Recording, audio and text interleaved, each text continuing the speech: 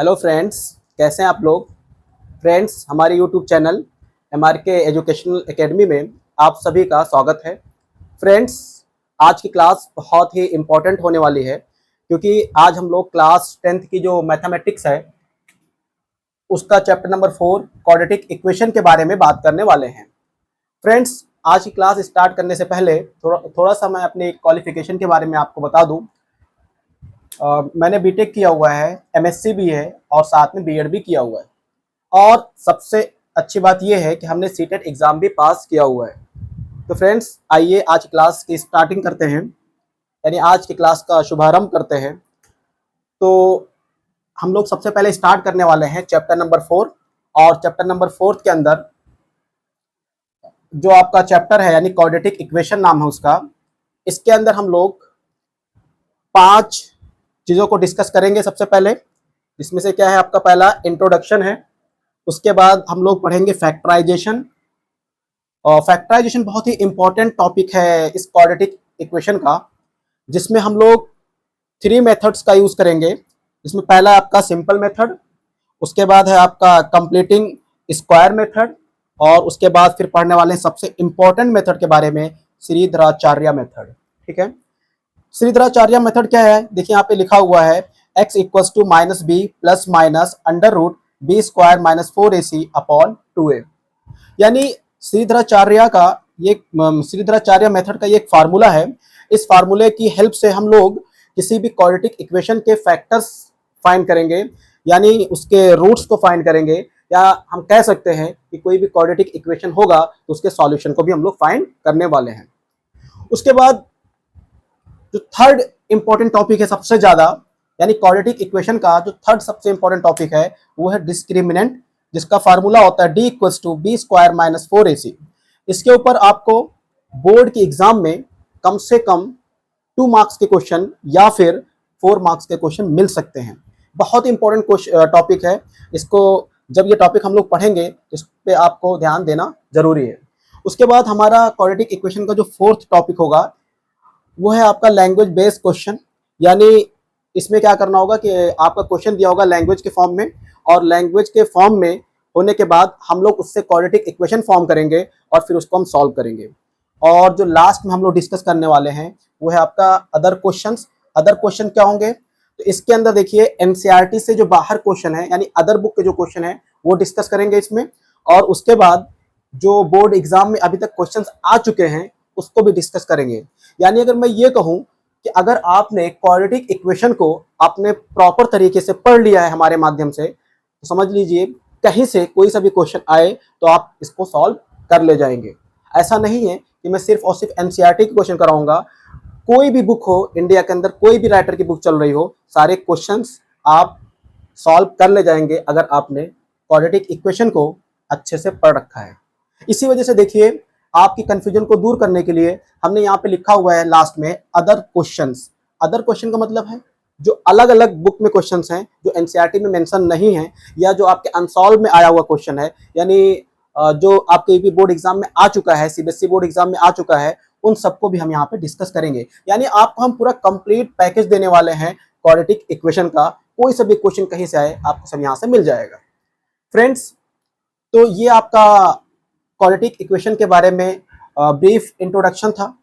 अब आइए क्लास के स्टार्टिंग करते हैं, यानी क्लास का शुभारंभ करते हैं। तो आज की क्लास में हम सिर्फ और सिर्फ क्वाड्रेटिक इक्वेशन की डेफिनेशन क्या होती है और क्वाड्रेटिक इक्वेशन कैसे हम लोग लिखते हैं, क्वाड्रेटिक इक्वेशन में हम लोग कौन कौन से चीज़ों को पढ़ने वाले हैं, उन सारी चीज़ों को यहाँ पे हम लोग डिस्कस करेंगे। उसके बाद जो हमारी अगली क्लास होगी वहाँ पर हम एक्सरसाइज 4.1 से स्टार्ट करेंगे। तो दोस्तों, आप हमारे साथ बने रहिए। मैं आपको विश्वास दिलाता हूँ कि अगर आप हमारे साथ जुड़े रहेंगे तो हम आपके साथ एग्ज़ाम तक, यानी जब तक बोर्ड का एग्ज़ाम ख़त्म नहीं हो जाता है, आपके साथ लगे रहेंगे। ठीक है, तो आइए क्लास की स्टार्टिंग करते हैं। लेकिन हाँ, क्लास की स्टार्टिंग करने से पहले फ्रेंड्स, अगर आप हमारे चैनल पर नए हैं तो प्लीज़ चैनल को लाइक करें, सब्सक्राइब करें और ज़्यादा से ज़्यादा शेयर करें। आइए क्लास की स्टार्टिंग करते हैं। तो सबसे पहले हम लोग इंट्रोडक्शन देखेंगे। तो फ्रेंड्स, आइए क्वाड्रेटिक इक्वेशन को पढ़ते हैं। देखिए क्वाड्रेटिक इक्वेशन को पढ़ने से पहले हम लोग थोड़ा सा पॉलिनोमियल के बारे में जानें, क्योंकि पॉलिनोमियल का ही एक पार्ट है ये, ठीक है ना, ये कहीं से अलग से निकल के नहीं आया है, पॉलिनोमियल का ही पार्ट है। जैसा कि आप लोगों ने पॉलिनोमियल का क्लासिफिकेशन देखा था, पॉलिनोमियल को हमने दो टाइप में डिवाइड किया था, एक तो टर्म के बेसिस पर और एक वेरिएबल की पावर के बेसिस पे, ठीक है। तो टर्म के बेसिस पे अगर मान लीजिए किसी पॉलिनोमियल के अंदर एक टर्म है तो उसको बोलते थे मोनोमियल, और अगर दो टर्म है तो उसको क्या बोलते थे, बाइनोमियल, और अगर उसके अंदर तीन टर्म है तो क्या बोलते थे उसको, ट्राइनोमियल। तो उसी तरीके से अगर वेरिएबल की पावर 1 है तो उसको हम लोग क्या बोलते थे, लीनियर पॉलिनोमियल, और अगर वेरिएबल की मैक्सिमम पावर कितनी है, 2 है, वेरिएबल की मैक्सिमम पावर अगर 2 है तो उसको हम लोग क्या बोलते थे, क्वाड्रेटिक पॉलिनोमियल बोलते थे। तो फ्रेंड्स क्वाड्रेटिक पॉलिनोमियल ही आपका क्वाड्रेटिक इक्वेशन है, यानी कि जैसे यहाँ पे आपका एक क्वाड्रेटिक पॉलिनोमियल लिखा हुआ है, जैसे लिखा हुआ है 3x square plus 4x plus 6, या फिर हम और भी एग्जाम्पल लिख सकते हैं, जैसे लिखा हुआ है x स्क्वायर प्लस 6। तो देखिए ये सब पॉलिनोमियल लिखे हुए हैं, यहाँ पे देखिए ये x क्या है आपका, वेरिएबल्स है।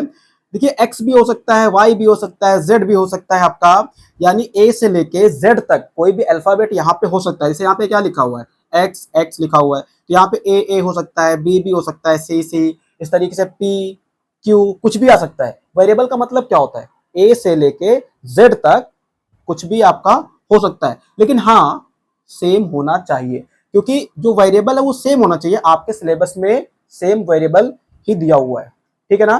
तो देखिए यहाँ पे x क्या आपका वेरिएबल है, x के ऊपर क्या लिखा हुआ है, पावर 2 लिखा हुआ है, और यहाँ पे x के ऊपर कितनी पावर है, 1 है। तो हमने क्या बोला था कि अगर वेरिएबल की मैक्सिमम पावर 2 है तो इस पॉलिनोमियल को क्वाड्रेटिक पॉलिनोमियल कहते हैं। ऐसे यहाँ पे देखिए आप, x की मैक्सिमम पावर कितनी है, 2 है, तो इस पॉलिनोमियल को हम लोग क्या बोलेंगे, क्वाड्रेटिक पॉलिनोमियल बोलेंगे। यानी क्वाड्रेटिक पॉलिनोमियल ही क्या है आपका, क्वाड्रेटिक इक्वेशन है।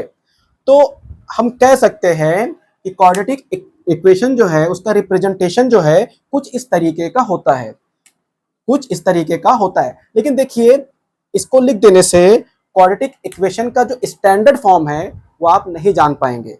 तो स्टैंडर्ड फॉर्म जानना इसलिए जरूरी है क्योंकि अभी जब आप लोग डिस्क्रिमिनेंट पढ़ेंगे, सीरीधराचार्य मेथड पढ़ेंगे, तो उसमें देखिए ए बी सी ऐसे आपको अल्फाबेट देखने को मिलेंगे, तो आप कंफ्यूज हो जाएंगे कि ये ए क्या है, बी क्या है, सी क्या है। तो इसी वजह से हम क्वाड्रेटिक इक्वेशन का स्टैंडर्ड फॉर्म लिखने जा रहे हैं। तो आइए देखते हैं क्वाड्रेटिक इक्वेशन का स्टैंडर्ड फॉर्म क्या होता है।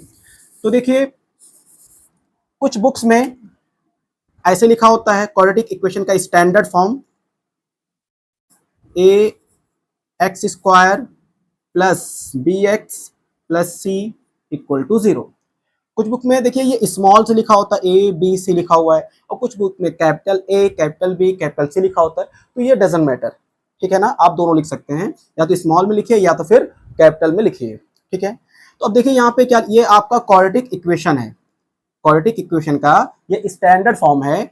यहाँ पे ए क्या है और ये बी क्या है, तो देखिए ये जो वेरिएबल के साथ लिखे हुए हैं, यानी जो एक्स के साथ लिखा हुआ है, तो देखिए एक्स स्क्वायर के साथ क्या लिखा हुआ है, ए लिखा हुआ है, ठीक है, और एक्स के साथ क्या लिखा हुआ है, बी लिखा हुआ है। तो इस ए और बी को हम लोग बोलते हैं कोफिशिएंट, क्या बोलते हैं, कोफिशिएंट बोलते हैं।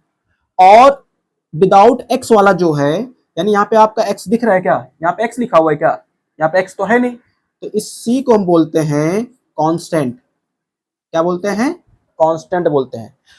तो जैसा कि आप देख पा रहे हैं कि यहाँ पे जो ए है, बी है, सी है, ये जानना बहुत ही ज्यादा जरूरी है, ठीक है। ए क्या है, बी क्या है, तो इसको हम लोग क्या बोलते हैं, कोफिशिएंट बोलते हैं, क्या बोलते हैं, कोफिशिएंट बोलते हैं। यानी जो एक्स के साथ लिखा हुआ है, एक्स के साथ उसको कोफिशिएंट बोलते हैं, और जो विदाउट एक्स के साथ है, यानी जो सिर्फ सी लिखा हुआ है यहाँ पे, उसको क्या बोलते हैं, कांस्टेंट बोलते हैं, ठीक है ना।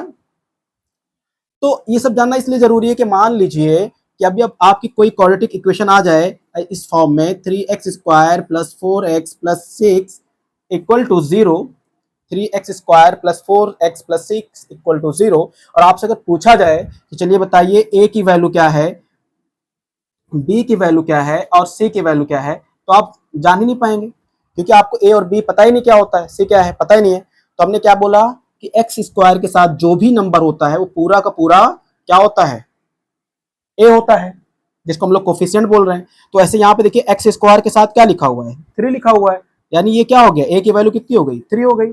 उसी तरीके से एक्स के साथ जो लिखा होता है उसको क्या बोलते हैं हम लोग, बी बोलते हैं, यानी ये कोफिशिएंट है आपका, एक्स का कोफिशिएंट क्या है यहाँ पे, बी है। तो ऐसे अगर हम पूछे कि यहाँ पे बी की वैल्यू किसके इक्वल है, तो देखो एक्स के साथ क्या लिखा हुआ है, 4 लिखा हुआ है, तो बी की वैल्यू क्या हो जाएगी, 4 हो जाएगी। उसी तरीके से देखिए ये वाला, ये क्या हो जाएगा आपका, सी इक्वल टू कितना हो जाएगा, 6 हो जाएगा। तो इस तरीके से आप लोग ए, बी और सी की वैल्यू फाइंड करते हैं, क्योंकि जब हम लोग श्रीधराचार्य पढ़ेंगे तो उसमें आपको ये सब चीज़ों की रिक्वायरमेंट होगी। तो फ्रेंड्स, आज की हमारी ये इंट्रोडक्शन क्लास थी, ठीक है। हम आपके साथ हमेशा रहेंगे, एग्जाम तक रहेंगे, आप हम पर विश्वास बनाए रखिए। हमारी जो नेक्स्ट क्लास होगी उसमें हम एक्सरसाइज 4.1 के कुछ क्वेश्चन सॉल्व करेंगे। हालांकि वो बोर्ड के पॉइंट ऑफ व्यू से इम्पोर्टेंट नहीं है, वहाँ से क्वेश्चन अभी तक आया नहीं है, लेकिन चूंकि वो आपके सिलेबस में मेंशन है तो आ भी सकता है, इसलिए उसको भी हम कवर करेंगे। तो जो हमारी अगली क्लास होगी वो एक्सरसाइज 4.1 होगी। तो फ्रेंड्स, आपको ये वीडियो कैसी लगी कमेंट करके आप जरूर बताइएगा, और हमारे चैनल को लाइक करिएगा, सब्सक्राइब करिएगा और ज़्यादा से ज़्यादा शेयर करिएगा। Thank you.